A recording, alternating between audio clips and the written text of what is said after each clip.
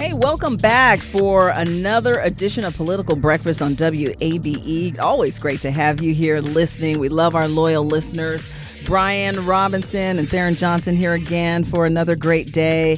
The day after some great football again this past weekend. UGA and Georgia Tech showed up well, and we'll be in some good bowl games, won't they? Yes, I'll tell you, Saturday at Mercedes-Benz was a very special day. I had a great time. Was living large, and I'm so glad it turned out the way that it did. I have to numb my nerves a little bit, particularly if we are going to keep going into OTs. I can only take so much of it.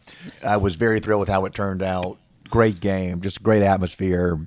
Fantastic. And now, Tharon and I, before the show, were talking about going to the Sugar Bowl, which I think is going to be hard to get Georgia fans to go, even though it's not that far.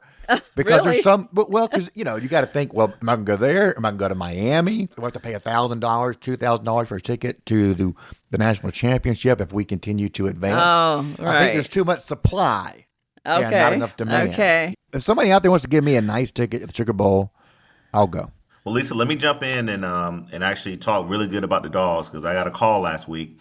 Somebody said, "Oh, all you do is talk about the Falcons. You let Brian talk about the Dogs." So let me just reemphasize my support of all my life. A guy who grew up in Athens. He started at age of 2 or 3, Lisa, going to UGA games with my grandfather. Awesome. Huge Dog fan, but definitely, one of the interesting things is that I love to see B-Rob's pictures before the game. If you ever notice his social media, he always posts his before games pictures. We never see a post. After? I think that we would definitely see a different B-Rob. Eyes would be a little bit redder.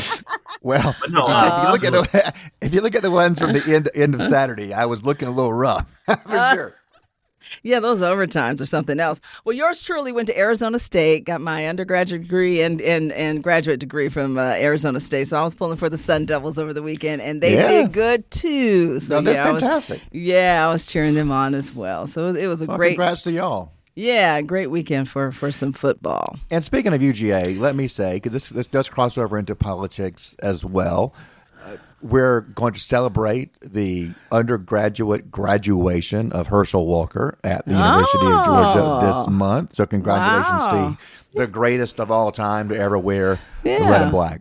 Yeah, it doesn't matter when you get it as long as you get it, right? That's a great story. And one little thing that I learned from Jerry Moorhead, the president of UGA, is that in order to be honored in any great way at the university, you've got to get that diploma. And so this does open the door to honoring him more openly. There are, obviously, you can't ignore his legacy there. Right. But, note to David Pollock, you're another one out there. He doesn't have that degree yet. Go do it, and we want to honor you.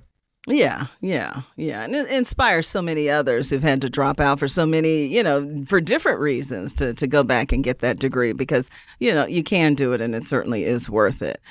Well, listen, since we last talked, there was that terrible shooting out in New York of the CEO of United Healthcare, and a story that's still continuing today and now has ties to our beloved city at Atlanta. And just kind of wanted to get your thoughts on that and what's happening and with the establishment of healthcare in general. I mean, there's been a lot of chatter on, social media about this and not in a good way either, in terms of the head of United Healthcare being gunned down like that.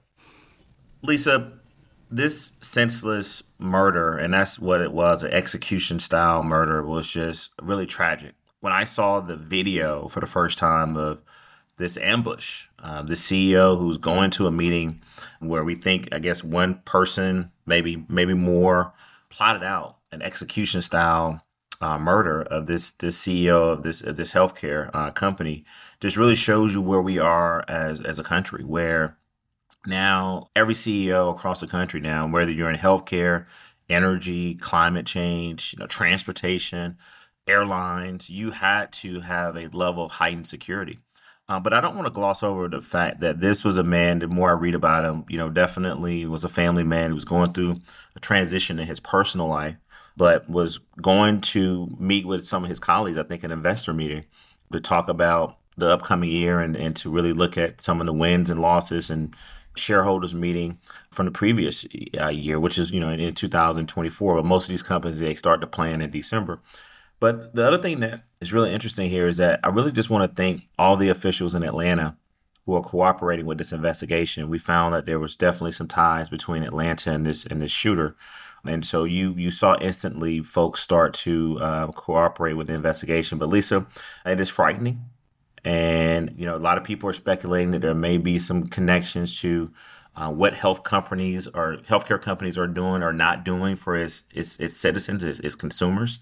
We read what was on the bullets. That was very troubling and concerning to me as well. The writing, the words on the bullets, and so I definitely want to applaud the women and men that have this ongoing investigation. And I think that as we tape, correct me if I'm wrong, they haven't not been able to identify and capture the shooter, but I hope that this person will be captured soon. Yeah, obviously somebody who knows what they're doing. All of the analysis of that video shows somebody who is very capable and knowledgeable about the use of firearms and did this with precision and professionalism. But to your point, Lisa, the celebration of this murder that we've seen in large pockets of our country, certainly amplified by access to social media, was a bit startling at first. And then really by the end of the first day, it wasn't even shocking anymore. It seemed to be the norm. There's obviously a deep well of frustration and rage in this country when it comes to how health insurance operates in our system. Here's the issue. We all know what we would feel like if our child was denied insurance coverage of cancer treatments, for example. We all know how scared and full of rage we would be in that scenario. But we're never going to have a perfect system. And you can say, oh, maybe we had Medicare for all, it would be socialized, everybody would have access. But no, you wouldn't. It would still be doled out as a system can attain it, and actually would make it even harder than it is now for people who have insurance. So there is no easy answer. We cannot afford to do what every doctor prescribes or what everybody wants. And some people get screwed in that process. I don't know how you fix it, because the alternative is to have insurance rates that none of us could afford. We're already paying a whole heck of a lot, right? We're paying a ton of money for our health insurance. And I know that my family story is probably like many others. Tharon's family, two small business owners. So I'd imagine they got to go out on the market and go get some private health insurance. My wife works for the state, and part of the reason why we can never have her leave that job is that insurance is critical to my family and allows me to be a small business owner. So, a lot of Americans are having to make decisions that are driven by healthcare coverage. And there's no easy answer, because seriously, if you want lower cost, then we're going to have to deny a lot more coverage for a lot more procedures.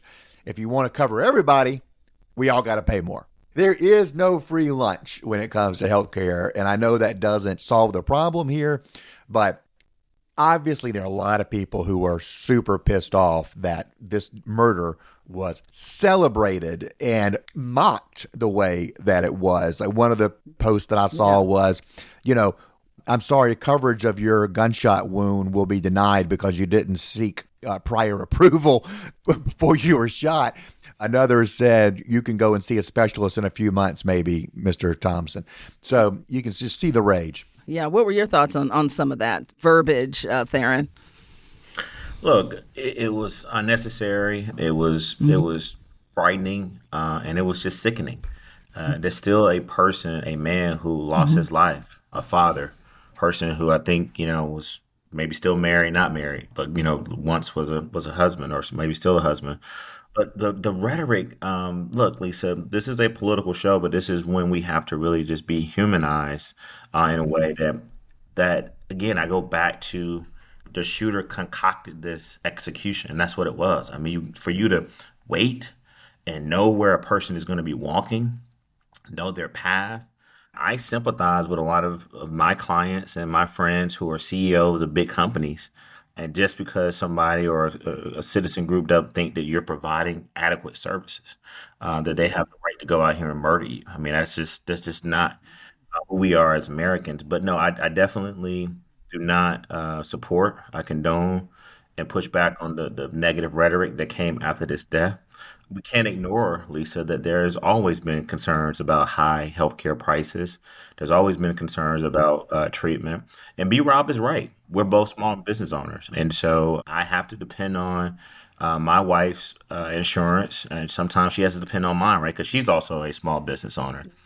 But I would hope that politicians would look at ways to, again, have a very uncomfortable conversation about how much access we have to guns in this country. If you put them in the wrong hands of bad people, they can actually murder CEOs of a company. Then you got to also now have a conversation and listen to the people when they say that there are things that Congress, federal government, state governments can do together to try to reduce the cost, because there is frustration. There is anxiety out there for people who feel like they get denied, they don't have enough coverage. Again, that does not result into a murder. I want to be clear. I'm not saying that this gentleman deserved any of what he got. I mean, he definitely did not deserve to be murdered in the way he did.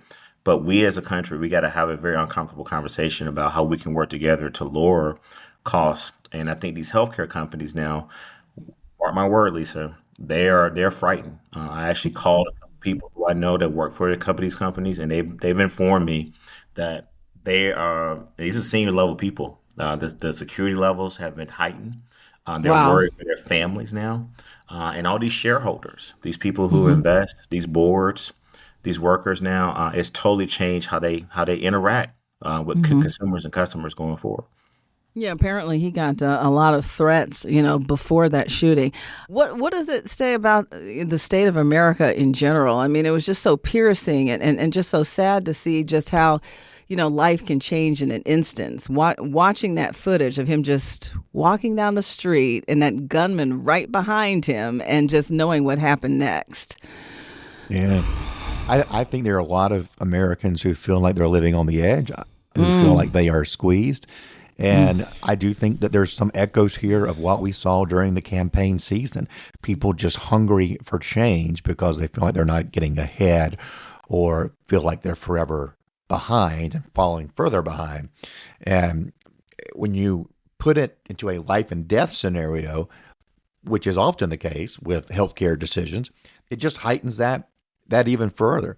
As far as the uncomfortable conversation around it is uncomfortable because there are winners and losers in this. If your family is suffering from somebody with a disease, you're on the side of, insurance spending more money. If you're not, if you're somebody who's trying to save up money to buy a mortgage or buy a new car, or start a business, then your interest is on, not lower insurance prices which would mean, lowering the payouts. So it's a balance between those lucky enough to be healthy and those who are unfortunate enough to not be. And that's what makes it so uncomfortable, because there's nobody who's acting wrong, right? There's nobody who's doing the wrong thing. But if we change it in any way, there's a winner and loser in that. And there's no way to make sure that we provide more coverage than to raise prices on everybody. That's really tough to do. Well, we, of course, will keep following this story as more and more people express being fed up with the healthcare system in general. But I need to point out, no one here condones murder. We just condone healthy conversation. And, of course, our prayers are with Brian Thompson's family. I want to thank you for joining us today. Brian and Tharon, I want to thank you, too. We really value your perspective.